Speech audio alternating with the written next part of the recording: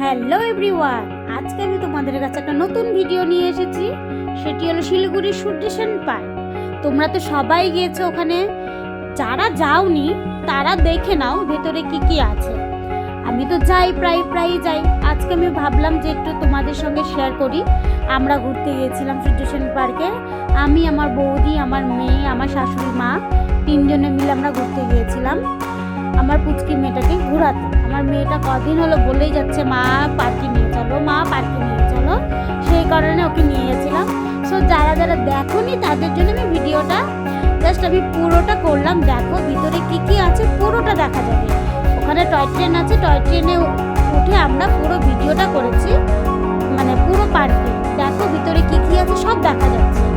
যারা যাওনি মনে করছো যাবে, শিগগিরই চলে যাও, বাচ্চাদেরকে নিয়ে যাও। প্রতি সানডে করে চলে যাও, 1টা থেকে 7টা অবধি থাকে খোলা।